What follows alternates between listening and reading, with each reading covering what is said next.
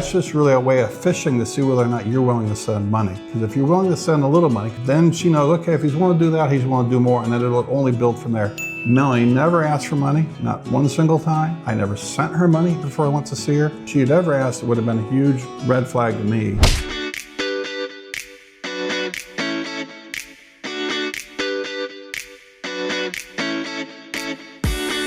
Welcome in to another episode of Foreigner Loves Filipina. Today we're going to talk about scammers and how to identify if the person you're talking to online is a scammer or a genuine Filipina. If you've met someone online, whether it's a dating site or Facebook or however you might have met them, but you've not met them personally yet. And by a scammer, guys, we also mean someone who's literally only after money. I think there's a difference between a scammer and a gold digger. Like a gold digger might be looking for a relationship, but it's based on money. But they want an act, they're willing to and want to have an ongoing relationship. Where a scammer is purely trying to get money out of you. We're really talking about you're online chatting with someone and it all seems like it's great. It all seems too good to be true. And the bells are in the back of your head saying, is this real? Is it fake? And you're trying to figure that out. So these are some signs to tell you whether or not you have a genuine Filipina. If no good quality Filipina, and Melanie will speak to this, is going to ask you for money right away. It's just not in the nature of a good, genuine Filipina. So if a Filipina starts asking for money within the first couple conversations, or just hinting about, one of the famous ones is they don't have load. And load means they have to put load on their phones. They don't have monthly plans like us, or at least the people in the province, a lot of them don't have monthly plans. So they have to go get load, and it'll be like, well, I need load to talk to you. I can't talk to you. Contact you or something. Yeah, and that's one of the first ways they're going to ask for money. And a lot of times they won't ask for it. They'll just say, well, I can't talk to you because I don't have load. That's just really a way of fishing to see whether or not you're willing to send money. Because if you're willing to send a little money, because it might literally be as little as $10 for her to put on load, then she knows, okay, if he's willing to do that, he's willing to do more, and then it'll only build from there. So I would say don't fall for those guys. She can get load. If she wants to talk to you and she's genuinely interested in you, she will find a way to get load without you sending her money. So what is your thoughts, babe, on asking for money early on, and specifically load, which is the one that seems to be one of the things they tend to lead with is, oh, I need load to talk to you. Yeah, I feel like if you're dating like very early, especially like first month or like maybe a week of you dating, it's not okay. As for us, in my perspective, it's not okay to ask money to a foreigner, because I don't think it's like a respectful way, I guess. So that's how I'm gonna say. So maybe especially if you did not see each other yet, if you didn't meet each other yet in person. We met on Facebook and we chatted for 5 months before I actually went. Melanie never asked for money, not one single time. I never sent her money before I went to see her. I did not send her money until we were actually working and getting her moving to America. And Melanie never asked. And if she had ever asked, it would have been a huge red flag to me. And so, I would just caution against sending money early in a relationship. Just remember, they survived before they started talking to you. Yes, you can send money to your Filipina, but make sure you already meet her. You have already seen her in person before you actually send money. At some point, obviously, it's up to each of you to decide when and if you send money. So if you've been talking for a number of months and then you've decided that it's okay to send money, even before you met her, which is obviously not our advice, but if you decide to do that, it's obviously up to you. But it also does give you another way to see if she's a scammer. Let's say you sent $300. She should be willing to give you an accounting where that $300 came from and provide receipts. When I sent Melanie money, when we finally started doing that after we'd initially met, Melanie showed me receipts without me asking. She did that on her own because she felt like that was a respectful thing to do. That, all right, if he's going to send me money, I was sending her money so she could get all her you visa know, processed. at least Daryl knows that where his money go. Like, it's just not like I spend it and then he doesn't know where the money go. Even like if he did not ask for the receipt, I feel like it's still my responsibility to know Daryl where his money goes. So another way that it can help you figure it out is if you do send money and then another request comes, you know, shortly thereafter, and you say no and see how she reacts. You'll learn a lot. If she gets angry or she gets throws a temper tantrum or gets in a mood or starts ignoring you, any of those type of things is a big warning sign, don't you think, that this is not a genuine Filipina? And then if you decide to send money like every month, make sure you have a limitation. Say, for example, 5,000 every month, and then that's it. 5,000 pesos. 5,000 pesos, yeah, not dollars. 5,000 pesos like every month, and that's it. Like whatever you do, it's not, you know, you need to make sure that you have this conversation with your Filipina that this is the money that I'm just gonna send every month, and then there's no more, and and that's it, you know. So make sure you have an expectation, because if there's no expectation, then your Filipino will gonna keep asking more, because she knows that you're gonna keep sending her money whenever she asks. So and one of the things that makes it hard, guys, to not send the money is it's normally very small amounts of money. You know, to us as foreigners or Americans, it might be $10 at the beginning. It might be $100. It might be, you know, a couple $100 a month. But that's normally the way it works, is that it ends up building up over time. So just be cautious, use your own judgment when it comes to money. Obviously, money is the biggest tell sign, but there are other ways to detect a scammer. And so let's move into some of those. Scammers aren't going to want to do video calls with you. They want to stay anonymous. They don't really want to build that type of direct connection. Obviously, video calls are normal. They're normal there in the Philippines. So if you start getting excuses that, you know, she doesn't have a camera on her phone, or it doesn't work, or there's always an excuse. And then sometimes, like, you might never know that you're already having a conversation with a lady boy, which is, you know, just wanted you to, like, you know, give that lady boy a money, something like that. So make sure you really need to video call to them before you. And they're video calling their family. And the Filipinos love video calling, guys, okay? In fact, they hardly ever do telephone calls. Everything's a video call, okay? They don't do telephone calls.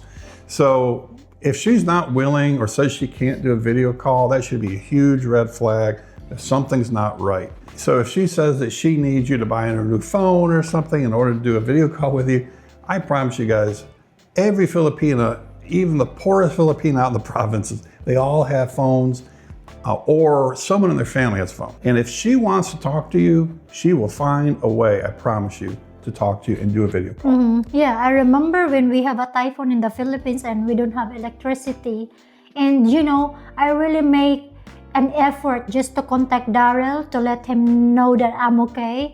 I charge my phone in where the house has a generator. She went down. She had to go down the mountain to then a to house charge it, and then go find a signal like in the very top of the mountain just to contact Daryl. So that's how you know that that girl is genuine, because she really made an effort to contact you to let you know that you're safe. So don't ever buy the excuses of not being able to do a video call. That is beyond money. That's probably the second biggest way of detecting if someone is a scammer. And when you do those video calls, guys, you would fully expect her to be introducing you to friends and family. Maybe not on the very first call or second call, but pretty early on, you would expect to be introduced to friends and family, because Filipinas are extremely family-oriented. Filipinas will normally introduce you to their family sometimes before you're even allowed to go on a date if you are a local guy. So if you are a foreigner calling in, they're going to introduce you to friends and family. I can tell you, on Melanie and I's case, like I said, we met on Facebook. We messaged through Messenger for, I don't even remember exactly how long. I'll say maybe a month and a half or something. And then when we had our first video call, her sister-in-law was on the call, probably the first 2 or 3 calls, right? So, why don't you talk a little bit about that? So like it's really important, like the Filipina, that you can really tell that, she's genuine and she's not a scammer by like letting the Filipina you introduce to her family, because I think that's important, especially like, at least your sister-in-law or your sister or your brother, something like that. So I think that's okay, but at least meet one of her family just to justify that she is not a scammer, that she is genuine to you. If you go to their Facebook, now Filipinos love Facebook. Facebook is much bigger in the Philippines than it is here in America. I think it's much bigger than Instagram and any of those, right? Yeah. So Facebook is the primary social media used in the Philippines. If you go to her Facebook page and it's only pictures of her and it's selfies, or it's maybe her and some friends, and if there's no family pictures, if there's no like celebration pictures of like a birthday or Christmas, because Filipinos are huge into celebrations. It could be anything, it doesn't matter. But it's almost always with family. So if you go to her Facebook page and you don't see any family members or very few family members, that would be a red flag to me that this could be a scammer account or a second account, that this might not be like the real Facebook account. Inconsistencies in their stories and in times when they say they're available. Like if they say I'm at school from these times to these times, I'm available these times, then all of a sudden it changes. When she checked mine, I told her I had 3 boys, and she went to my Facebook page and saw I had 3 boys. And so she could see the consistencies in my stories. And same thing with her. I don't remember any specific things, but everything was always consistent. It wasn't like, oh, I went to school to become a teacher, and then it was, I went to school to become something else, or I work at this place, and then it's I work somewhere else, or I've got 2 brothers, and then you see pictures of something different. If you're dealing with a true scammer, particularly like a professional scammer, like I said, they might be talking to 5, 6 different guys, and so it becomes very hard for them to keep their stories straight. And so if you start finding inconsistencies, and then if you ask about them, she just never has a good explanation, that would be another red flag. That maybe something is right. So another way you can tell if someone's a scammer or genuine, if they're genuinely interested in you, is she's going to be responsive when you call, whether it's a video call or you're texting. She's going to respond in a timely manner. Now that doesn't mean instantly, obviously, particularly if you're dealing with someone out in the province, there can be brownouts, there can be, any number of problems. But if you start noticing on a regular basis that she's not responsive immediately or very quickly, that's a bad sign. Because if the Filipino is really interested in you, she's going to make the effort to make sure she responds quickly. If she disappears for days at a time, or you send her a message and you don't get a respond for a day or something, that would be a huge red flag. That either she's a scammer or she's not nearly as interested in you as you think she is. Yeah, because I don't believe that, if like her excuse is just, because we have brownout and my Wi-Fi is not working. We still have a data in Philippines. Even if we don't have Wi-Fi, we still have data. We can still go find in an area where you can get a signal. So it's it's not an excuse. Yeah, there were times we could not video call because the Wi-Fi was out or the signal was just really weak, but we were still able to text. So another way you can tell if she's genuine is she's going to talk about her daily events and send you pictures of her daily events. She's going to send you pictures of what she had for breakfast. She's going to show you pictures of what her family was doing.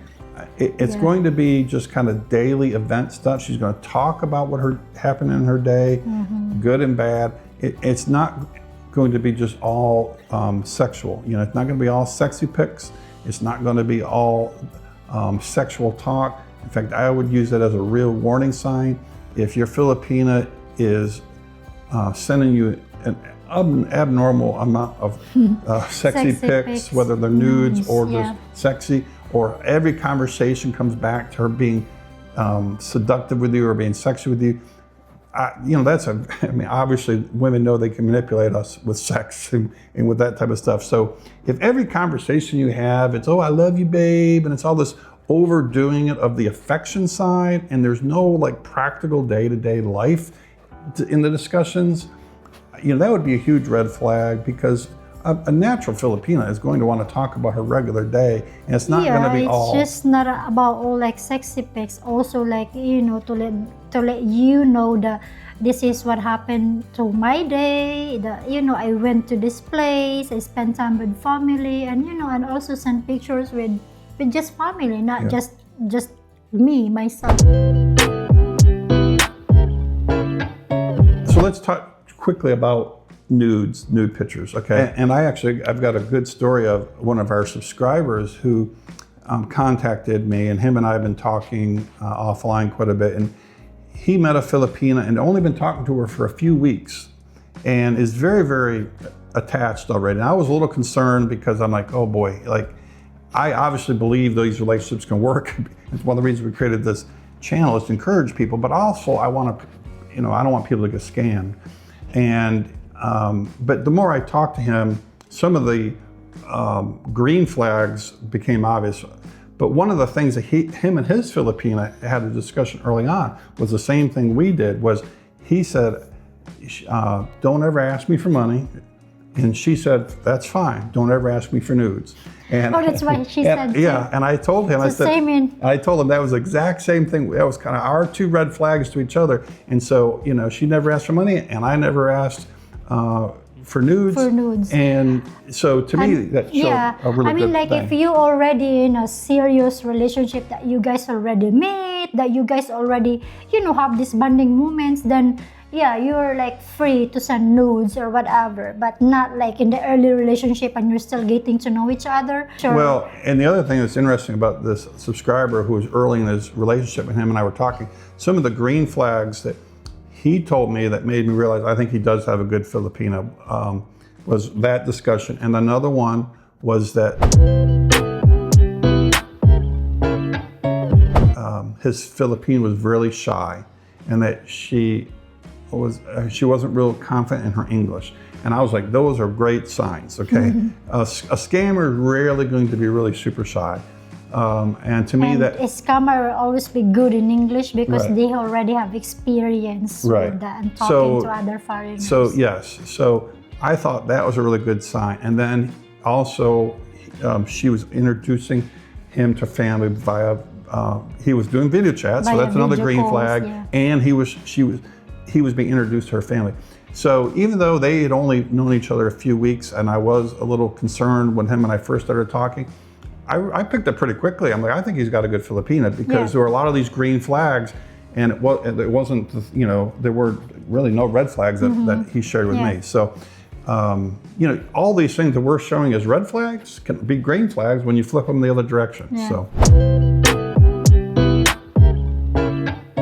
You also talk about your future together. It's just not about like your day, because that's how you know if the Filipina is serious, like how she talks about your future, like, oh, this is what we're gonna do in our future, then it means like she's ready for a serious relationship. Yeah, and one of those things being, if she is open to you coming and visiting, a scammer is not going to want you to come and visit, okay? So if you've gotten far enough along in this conversation where you're starting to think about coming to see her, you at least want to approach the idea of coming to see her. If she's not receptive to that, I mean, that would be a huge warning sign, because I think most Filipinas, if you've been talking for a while and you've begun to build a relationship, she's going to want you to come. Something I found that was really funny about Melanie, when her and I were first talking, she would always check on my well-being. She would always be like, have you eaten today? What did you eat?